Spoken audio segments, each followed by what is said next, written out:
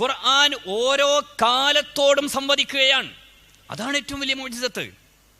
നൂറ്റാണ്ടുകൾക്ക് മുമ്പ് അവതീർണമായ ഖുർആനില് വള്ളിപുള്ളി മാറാതെ തന്നെ ഏത് സംഭവത്തോടും സ്യൂട്ടബിളായിട്ട് ഖുർആനിന്റെ ആയത്തുകൾ നിലനിൽക്കുന്നു എന്നതാണ് പരിശുദ്ധ ഖുർആനിന്റെ ഇജാസ്. വലിയ മുഅ്ജിസത്തല്ലേ ഇത്? ഇതിങ്ങനെ ആവശ്യത്തിനനുസരിച്ച് മാറ്റിയിട്ട് ആയത്തുകൾ അങ്ങോട്ടും ഇങ്ങോട്ടും എടുത്തു വെച്ചിട്ട് അങ്ങനെയല്ലല്ലോ ഇത്. അതാണ് ഖുർആൻ എക്കാലത്തും ഏത് സംഗതിയെയും അതിജയിക്കുന്ന പരിശുദ്ധമായ ഗ്രന്ഥമാണ് വിശുദ്ധ ഖുർആൻ. ഹബീബായ മുഹമ്മദുർ റസൂലുള്ളാഹി സ്വല്ലല്ലാഹു അലൈഹി വസല്ലമ തങ്ങൾ ഈ ഖുർആൻ ഓതിക്കേൾപ്പിച്ചപ്പോൾ എത്രയെത്ര ആളുകളാണ് പരിശുദ്ധ ഖുർആനിന്റെ വചനങ്ങളിലൂടെ ഇസ്ലാമിലേക്ക് വന്നത്. ആധുനിക കാലത്ത് പരിശുദ്ധ ഖുർആനിന്റെ ഈ വചനങ്ങൾ കേട്ട് അതിനെക്കുറിച്ച് പഠനം നടത്തിയിട്ട് ഇഴകേറി ചർച്ച നടത്തിയിട്ട് എത്ര ആളുകളാണ് പരിശുദ്ധ ഖുർആൻ അംഗീകരിക്കുന്നത്. ഞാൻ സന്ദർഭോചിതമായിട്ട് മഹാന്മാരായ മുഫസ്സിറുകൾ വിശദീകരിച്ച ഒരു കാര്യം പറയുകയാണ്.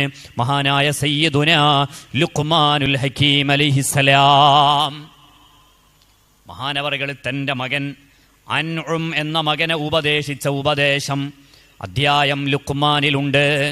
എന്താണ് ആ ഉപദേശത്തിൻ്റെ ശൈലി?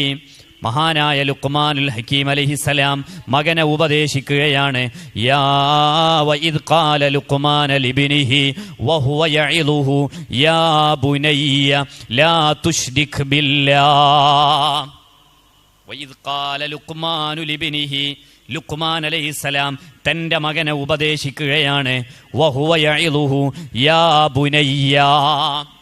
എന്താണ് ആദ്യത്തെ പ്രയോഗം? യാ ബുനയ്യ, കുഞ്ഞിമോനെ. യാ ബുനയ്യ, എത്ര ഹൃദയം തുറന്ന വിളിയാണത്. യാ ബുനയ്യ.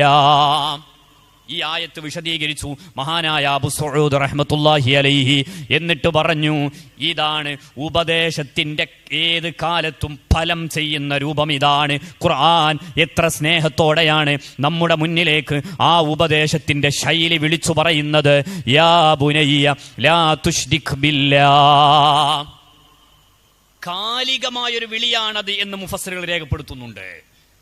എത്ര വലിയ തോന്നിവാസം ചെയ്യുന്നവനെയും യാ ബുനയ്യ, കുഞ്ഞിമോനെ എന്ന് വിളിച്ചാൽ ഒന്ന് കൽബിങ്ങിട്ട് തരാത്ത ഒരാളുണ്ടാവില്ല. നമ്മൾക്ക് ഈ ചെറുപ്പക്കാർ യുവാക്കളോട് ഭയങ്കര പരാതിയാണ്. അവരെ മുടി നമുക്ക് പ്രശ്നമാണ്, അവരെ മീശ നമുക്ക് പ്രശ്നമാണ്, അവരെ താടി നമുക്ക് പ്രശ്നമാണ്, അവരെ ഡ്രസ്സ് നമുക്ക് വിഷയമാണ്. എന്നിട്ട് നമ്മളിങ്ങനെ പറയും, എന്ത് അവരെ പള്ളിയിൽ കിട്ടുന്നില്ല, മദ്രസിൽ കിട്ടുന്നില്ല, സംഘടനാ പ്രവർത്തനത്തിന് കിട്ടുന്നില്ല, നല്ല കാര്യങ്ങൾക്കൊന്നും നമ്മളെ നാട്ടിലെ യുവാക്കളില്ല. ഈ യുവാക്കൾ എങ്ങനെ വരിക? അവർ പള്ളിക്ക് വന്നാൽ കണ്ടില്ലേ ചങ്ങായിൻ്റെ കോലം കണ്ടില്ലേ, അവൻ്റെ പാൻറ് കണ്ടില്ലേ? ഈ കുട്ടികൾ പിന്നെ എങ്ങനെ വരും എന്നു മാത്രമല്ല, കാണുന്നോടത്ത് വെച്ചൊക്കെ ഈ കുട്ടികളെ നമ്മൾ അപകീർത്തിപ്പെടുത്തും. പീഡികത്തിണ്ണയിൽ ഇരുന്നിട്ട് നാട്ടിലുള്ള യുവാക്കളുടെ ചേലും കോലുമാണ് ചർച്ച. എന്നിട്ട് പിന്നെ നമ്മൾ പറയും കുട്ടികളെ പള്ളിയിലേക്ക് വരുന്നില്ല, മദ്രസയിലേക്ക് വരുന്നില്ല, ഒരു കാര്യത്തിനും കിട്ടുന്നില്ല. പറ്റുവാണെങ്കിൽ ഒരു കല്യാണാന്വേഷണം വന്നാൽ അത് മുടക്കാനുള്ള പണിയെടുക്കും അല്ലേ? യുവാക്കൾ, പുതിയ യുവാക്കളെ മുടക്കാനുള്ള പണിയെടുക്കും. അത് ഫുള്ള് കഞ്ചാവിലാണ്. അത് എങ്ങനെ നിങ്ങൾ അന്വേഷിച്ചാളി, പുറത്ത് അന്വേഷിച്ചേക്ക്, എന്താണെന്നറിയില്ല.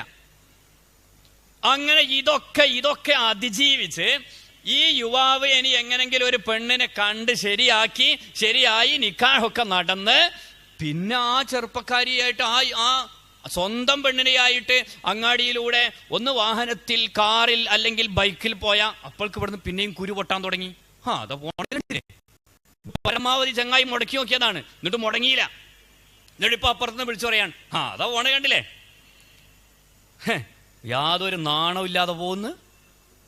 ഈ കുട്ടികളെ എങ്ങനെ നമുക്ക് കിട്ടുക? പിന്നെ ഈ കുട്ടികളെ എങ്ങനെ കിട്ടും? എങ്ങാനും ഒരു കുട്ടി റമദാനായപ്പോൾ ഒരു യുവാവ് ഒരു തൊപ്പിയൊക്കെ ഇട്ട് പള്ളിക്കാട്ട് കയറിയാൽ അപ്പുറത്ത് കാരണം ഒരു ഇപ്പൊ ഒരു റമദാനിൽ വന്നതാ ഒരു തൊപ്പിയൊക്കെ ഇട്ട്, പിന്നെ അടുത്ത വക്തിനോ വരുമോ? വന്നിട്ട് അഥവാ ഫാൻ്റെ സ്വിച്ച് ഇട്ട് പോകുന്ന സമയത്ത് ആ ഫാൻ ഓഫാക്കാൻ മറന്നുപോയാൽ പിന്നെ ഓനെ പൊരയും തേടിപ്പോലായി. നിങ്ങളെ കുട്ടീനെ പള്ളിക്ക് പറഞ്ഞേക്കരുത്, ഫാൻ്റെ സ്വിച്ച് ഓഫ് ആക്കാതെയാണ് പോകുന്നത്. ആ യുവാവ് ദ്വാരക്കും, പഠിച്ചോനെ ആ ഹാജിയാർ കിടക്കണ പള്ളിക്കാട്ടിലേക്ക് പോലും എന്നെ കൊണ്ടുപോയി കിടത്തറുതേ റബ്ബേന്ന്. മരിച്ചാൽ പോലും സ്വൈര്യം തരൂല. നമ്മളെ ഈ യുവാക്കൾ അവരെ നമ്മളെ അടുത്ത് ഇടപഴകാത്തത് കൊണ്ടാണ്. എത്ര മാന്യന്മാരാന്നറിയാം അവര്. എവിടെങ്കിലും ഒന്ന് പെട്ടു നോക്കണം.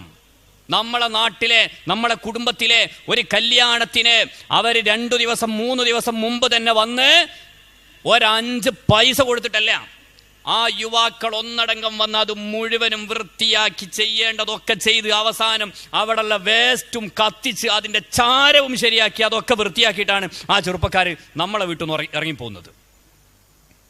നമ്മൾ എവിടെങ്കിലും ഒരു യാത്രയിൽ എവിടെങ്കിലും ഒന്ന് കുടുങ്ങിപ്പോയാൽ, നമ്മളെ വണ്ടി ഒന്ന് പഞ്ചറായാൽ ചെറുപ്പക്കാർ കണ്ട ഇറങ്ങിയിട്ട് വരും. എന്താ പറ്റിയതെന്ന് ചോദിക്കും. വേണ്ടത് അവർ ചെയ്തു തരും. അവര് വളരെ നല്ല സോഫ്റ്റായ കൽബിനുടമകളാണ്. തിരിച്ചറിയണം നമ്മൾ ഇത്. ഖുർആനിന്റെ കാലികമായൊരു ഉപദേശം നോക്ക്. വൈദ് ഖാല ലുഖ്മാനു ലിബ്നിഹി വഹുവ യഇദുഹു യാ ബുനയ്യ. യാ ബുനയ്യ എന്ന പദം മുഫസ്സിറുകൾ കുറെ വിശദീകരിച്ചിട്ടുണ്ട്. ഈ ഉപദേശമാണ് ഇന്ന് എക്കാലത്തും ഫലം ചെയ്യുന്ന ഉപദേശം. അതാണ് ഏത് കാലത്തും എത്ര വലിയ തോന്നിവാസം ചെയ്യുന്നവർ. അപ്പോ ഉസ്താദെ ചെറുപ്പക്കാർ ചെയ്യുന്നതൊക്കെ നല്ലതാണോ?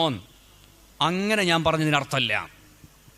മറിച്ച് നമ്മൾ നൽകുന്ന ഉപദേശങ്ങളുടെ ശൈലി മാറേണ്ടതുണ്ട്. അങ്ങനെയാണെങ്കിൽ ഈ ചെറുപ്പക്കാർ അവര് നല്ലവരാണ്, നല്ല മനസ്സിനുടമകളാണ്. അവരെ നമ്മൾക്ക് പള്ളികളിലും മദ്രസകളിലും സ്ഥാപനങ്ങളിലും സംഘടനകളിലും പ്രവർത്തകരായിട്ട് അവരെ നമ്മൾക്ക് അതിനും കൂടെ കിട്ടും എന്ന് നമ്മൾ മനസ്സിലാക്കുക. നമ്മളെ ഈ പരുഷമായ നിലപാട് മാറ്റിയാൽ കുട്ടികൾ പള്ളിയിലേക്ക് വന്നോളും, കുട്ടികൾ കുടുംബത്തിൽ നന്നാവും, മക്കൾ ചെറുപ്പക്കാര് യുവാക്കള് നല്ല നിലക്ക് വരും.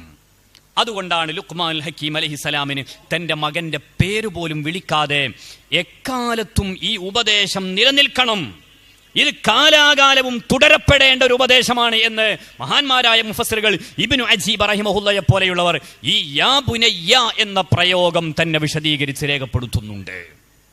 നമുക്ക് ചെറുപ്പക്കാരെ പരാതി തീരുന്നില്ല. എന്നാൽ സന്ദർഭോചിതമായി മറ്റൊരു കാര്യം കൂടെ ഓർമ്മപ്പെടുത്താണ്. നമ്മളെയൊക്കെ നാടുകളിലുള്ള യുവതികള് സുബ്ഹാനല്ലാഹ്, ഇന്ന് കണ്ടില്ല നിങ്ങള്, രാത്രി 8 മണി 9 മണി കഴിഞ്ഞാല് ഉപ്പിലിട്ടതിന്റെ പിന്നാലെ ഗ്രാമങ്ങളിൽ നമ്മളൊക്കെ നാട്ടിലുള്ള പെൺകുട്ടികൾ ഔറത്ത് മറച്ചും മറക്കാതെയൊക്കെ ഓടി നടക്കുകയാണ്. രാത്രി 12 മണി 1 മണി വരെ. ഒരു നോമ്പിന്റെ പേരിൽ ഉണ്ടാകുന്ന ധൂർത്തും ദുരാചാരങ്ങളും തോന്നിവാസങ്ങളും എത്രയാണ്, പറയാതെ വയ്യ ഇത്. അല്ല, നിങ്ങൾ ആലോചിച്ച് നോക്ക്. ഒരു 4-5 കൊല്ലത്തിന് ശേഷമാണ് ഇത് തുടങ്ങിയത്. മുമ്പൊക്കെ പുരുഷന്മാർ പോയിട്ട് ഇതൊക്കെ ചെയ്യാറുണ്ടായിരുന്നു, ആൺകുട്ടികൾ പോയിട്ട് ഉപ്പിലിട്ടത് വാങ്ങി തന്നവരൊക്കെ ഉണ്ടായിരുന്നു. ഇന്ന് പെൺകുട്ടികൾ ഇറങ്ങിയിരിക്കുകയാണ്. കുടുംബനാഥൻ ഭാര്യനെയും മക്കളെയും പെൺകുട്ടികളെയും മരുമക്കളെയും പേരക്കുട്ടികളെയും എല്ലാരെയും പിടിച്ച് കയറ്റിട്ട് പോവാണ്. ഇനി ഏതെങ്കിലും ഒരു വ്ളോഗർ ചെന്നിട്ട് അവിടെ ചെന്നിട്ട് അവന്റെ ചങ്കളെ കിടുക്കാച്ചിയാണ്, ഒരു രക്ഷയില്ല, ഇത് ഞെട്ടിക്കലാണ് എന്ന് പറഞ്ഞാൽ നമ്മളൊക്കെ ഞെട്ടിയിട്ട് മണ്ടുകയാണ് ഇതിന്റെ പിന്നാലെ. അതവരുടെ മഈശത്താണ്, അള്ളാഹു അവർക്ക് ബറക്കത്ത് ചെയ്യട്ടെ. പക്ഷേ നമ്മളെ ആത്മാവും നമ്മളെ ആരോഗ്യവും സംരക്ഷിക്കേണ്ടത് നമ്മളെ ബാധ്യതയാണ്. ഇമാം ഗസാലി റഹ്മത്തുള്ളാഹി അലൈഹി പറഞ്ഞിട്ടില്ലേ, ആമാശയത്തിന് ഏറ്റവും കൂടുതൽ അപകടകരമായത് അമിതമായ ഉപ്പിന്റെ ഉപയോഗമാണെന്ന് ഇമാം ഗസാലി റഹിമഹുല്ലാ ഇഹ്യയിൽ രേഖപ്പെടുത്തുന്നുണ്ട്. നമ്മളൊരു നോമ്പിന്റെ പേരിൽ നമ്മൾ ആരോഗ്യം കൊണ്ട് നശിപ്പിക്കുകയാണ് നമ്മൾ. ഞാൻ സന്ദർഭോചിതമായി സൂചിപ്പിച്ചു എന്നു മാത്രം അവസാനിപ്പിക്കുകയാണ്. പരിശുദ്ധ ഖുർആൻ എക്കാലത്തും കൊടുക്കുന്ന ഉപദേശവും ആ ഉപദേശത്തിന്റെ ശൈലിയുമാണിത്. യാ ബുനയ്യ, കുഞ്ഞി